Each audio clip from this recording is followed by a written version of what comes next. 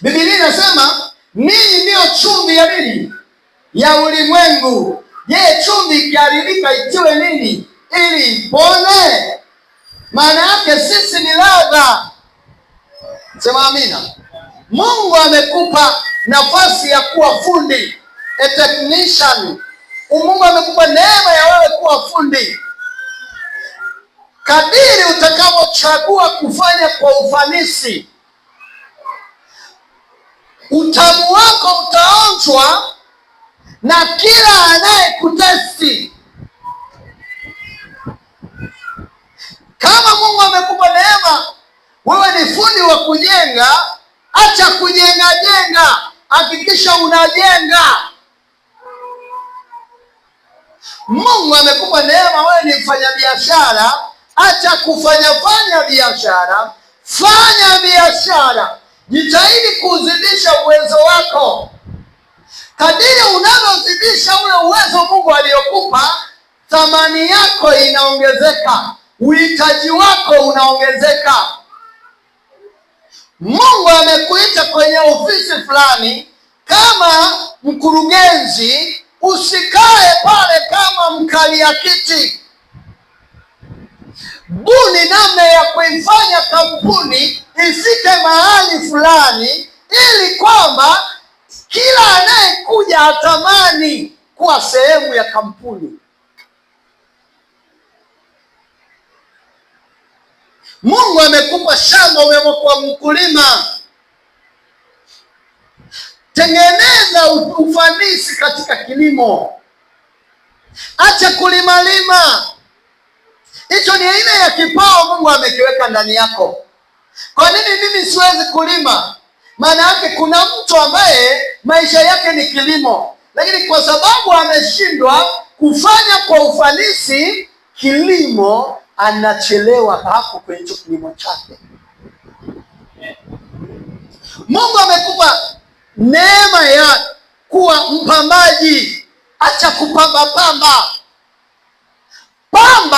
mpaka mtu akija nasema namtaka huyu mpambaji. Ongeza thamani yako kadiri unavyoamka kujifunua. Acha kufuga kuku wa kula mayai.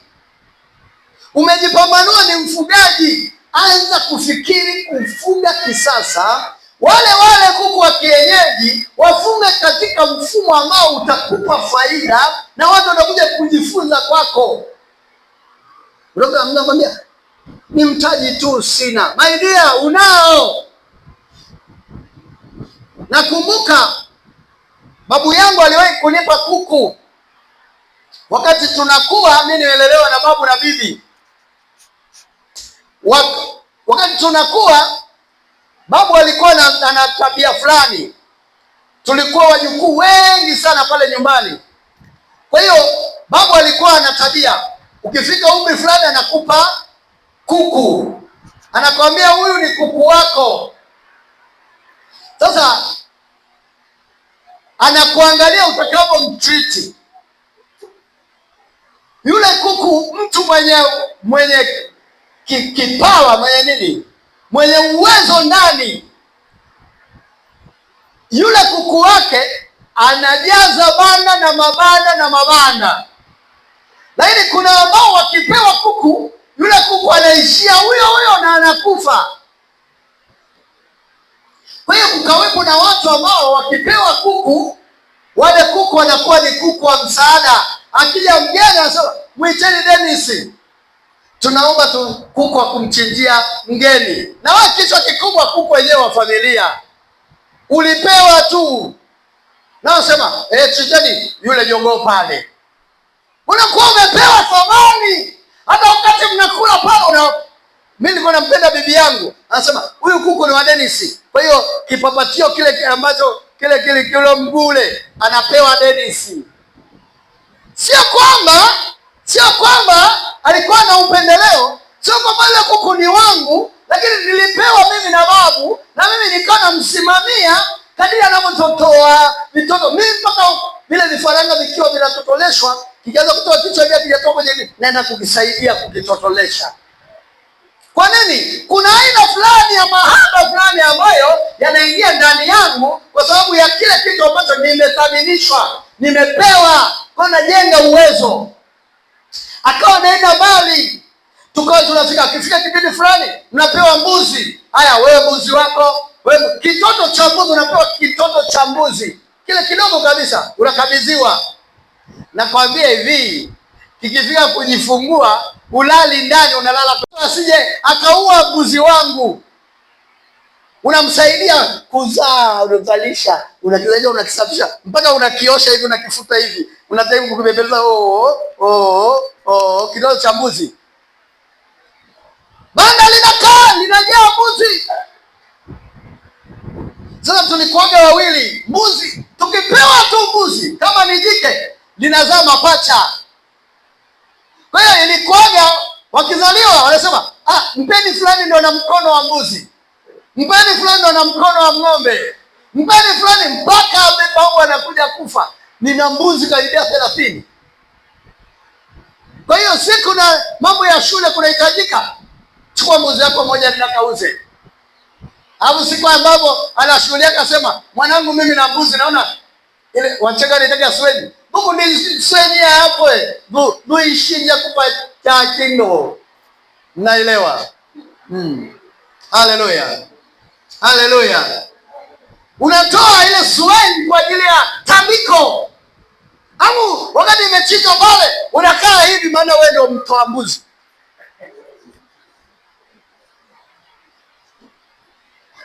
Zidisha thamani yako kwa kukitunza, kukifanyia kazi kile ambacho Mungu amekiweka mbele yako kwa ufanisi. Haleluya. Haleluya. Mithali 9 mstari wa 10 na 12. Mithali 9 mstari wa 10 na wa 12. Nisomee.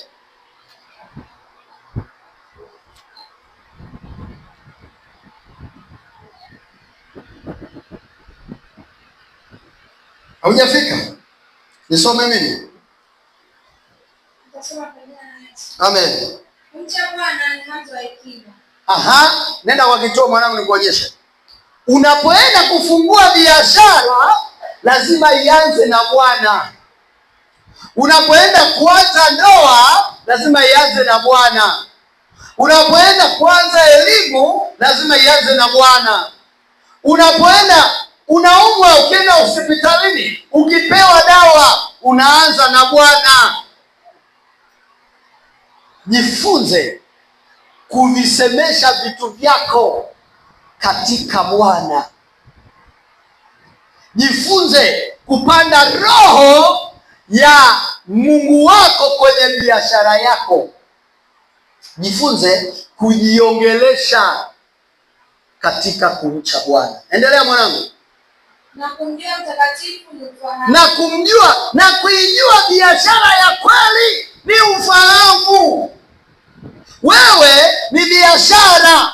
Wewe you are a business of somebody. Na ili kujua kwamba wewe ni biashara ya mtu, ndio maana amekuwekea utaratibu wako wa wewe kufanikiwa. Akakuandikia menu. Bwana asifiwe sana. Mwangeleji anapowaambia menu ya mwenye biashara. Mwangalie tena mwangaleji anapowaambia wewe ni menu, hii ni menu ya mwenye wewe. Hivyo unafungoje biashara yako haina menu? Uandikaji popote. Yaani wewe biashara yangu haina faida. Biashara yangu haina faida. Ili tukikukagua, mbona kama unakulaga nyingi kuliko biashara inavyokula? Wewe na biashara nani boss? Tumsifu Yesu Kristo. Wewe na kazi yako nani boss? Na wapenda sana wana falsafa wakasema, cheza na mimi, usicheze na kazi yangu. Waliokuwa hapo nyumbani biashara yako, kazi yako ni mume wako. haijalishi wewe ni wa kiume, wewe umeolewa na hiyo kazi yako na hiyo biashara yako, mheshimu huyo mwanaume, alafu jifunze kumshukuru. Mtu ni jeuri, hajai kuiambia biashara yake na kushukuru sana. Wewe bodaboda hujai kuiambia mbele bodaboda yako na kushukuru sana, ndugu yangu, wiki hii hujaharibika. Unamchukulia ni punda tu. Piga pewa na Mungu. Zidisha uwezo uliopewa na Mungu. Haleluya, haleluya. Kila mtu unayemwona hapa duniani, Mungu, kuna aina ya uwezo ambao tayari Mungu ameuweka ndani yako. Unachokihitaji tu ni kujua uwezo wako, aina ya uwezo ulionao. Unachokihitaji ni kujua aina ya uwezo ulionao. Amen.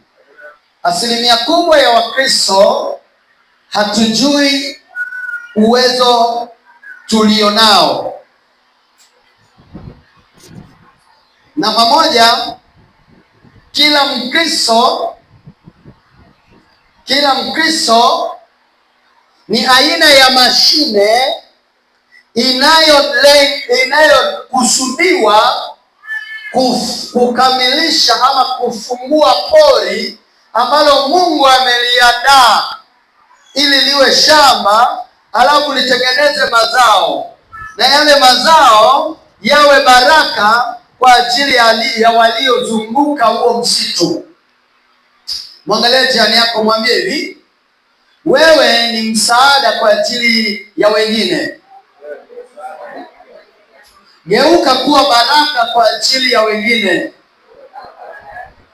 Hakuna siku ambayo mti unaweza ukafurahia matunda yake, ila wale wanaozunguka ule mti ndio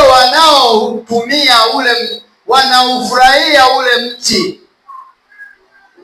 Wewe kama Mkristo ni aina fulani ya mti ambao unahitaji kuwawezesha watu wengine, na kila aina ya mti ni aina ya solution ya watu fulani.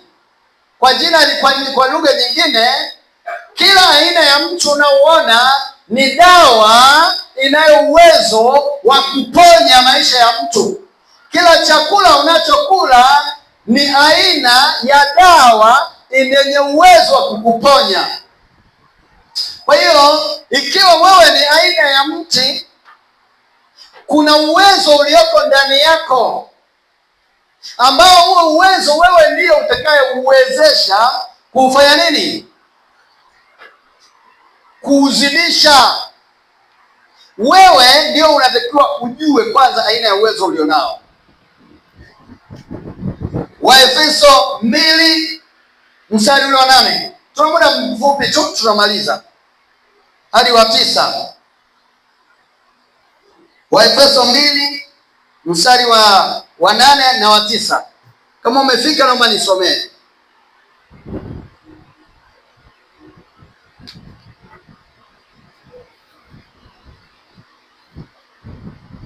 Nisomee. Maiki imepoteza sauti.